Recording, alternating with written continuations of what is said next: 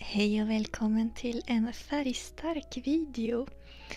Idag målar jag på ett lite tjockare papper än vad jag brukar använda. Det här är Saunders Waterford fortfarande, men det är 425 gram. Så jag har inte behövt sträcka upp det innan jag börjar måla. Däremot så har jag blötlagt det i förväg så att det finns fukt i pappret. Det är också för att jämna ut limningen och se till att pappret inte torkar så fort när jag målar. Jag kommer nämligen måla en del vått idag. Jag har 4 färger på min palett. Det är Winsor Blue som jag börjar med här. Och sen är det Opera Rose. Och jag sköljer ur penseln mellan färgbytena.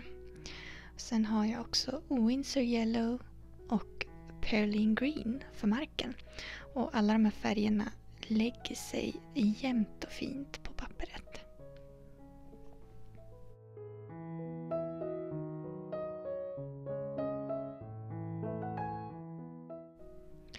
Jag låter en del av pappret vara vitt när jag har kommit strax mer än halvvägs. Det kommer bidra till dynamiken i den här bilden. Och sen lägger jag perlengrön här där marken ska vara.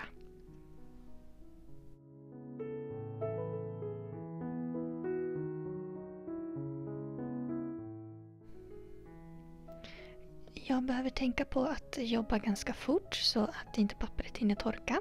Jag ska lägga i molnen vått i vått och då blandar jag blått och rosa för att få en lila färg.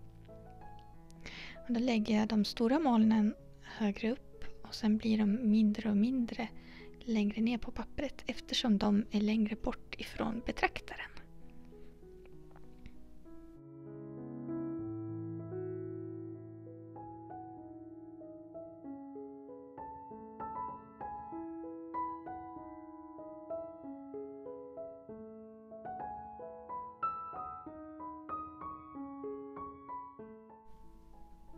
Molnen är ljusast på undersidan, det är närmast solen.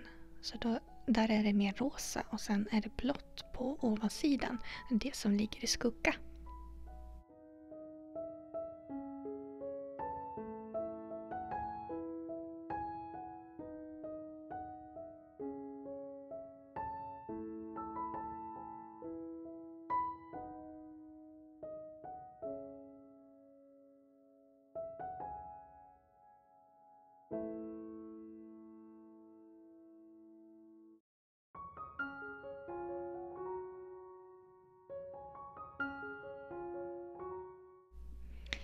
Eftersom pappret fortfarande är fuktigt så har jag möjlighet att lägga på skog i bakgrunden vått i vått.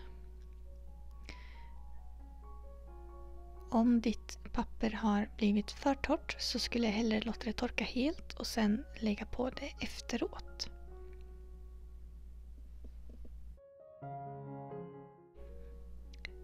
Och jag fortsätter att arbeta på marken här, fortfarande vått i vått.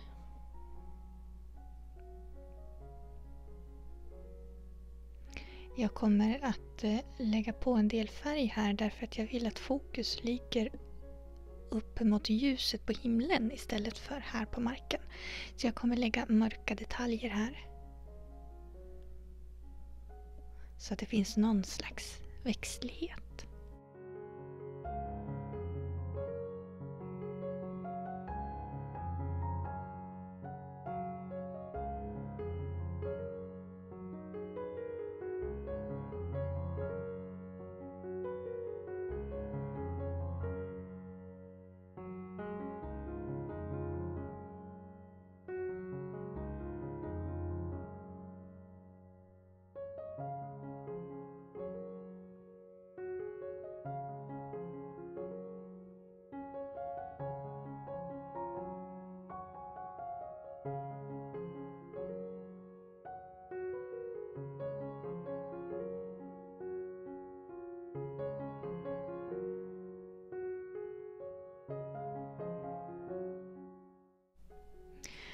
Om färgen börjar fjädra ut på det här sättet så kan man torka av penseln och gå tillbaka och borsta lite, för det betyder att det du har lagt på innehåller för mycket vatten. Så vi vill suga upp lite vätska på just det stället för att torka upp. För då sugs vattnet runt om inåt istället för att färgen sprids utåt.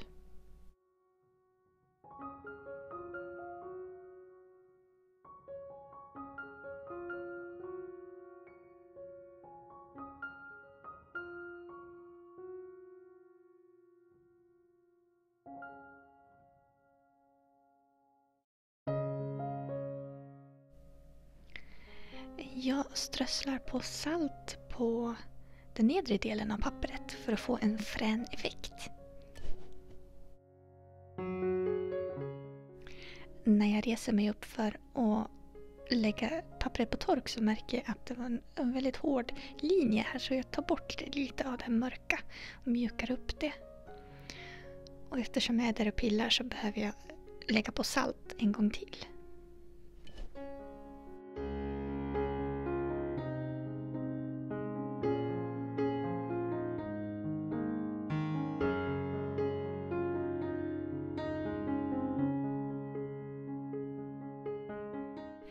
Och så där blev det när det hade torkat. Nu tar jag julledigt i några veckor. Vi ses igen i januari. God jul och gott nytt år!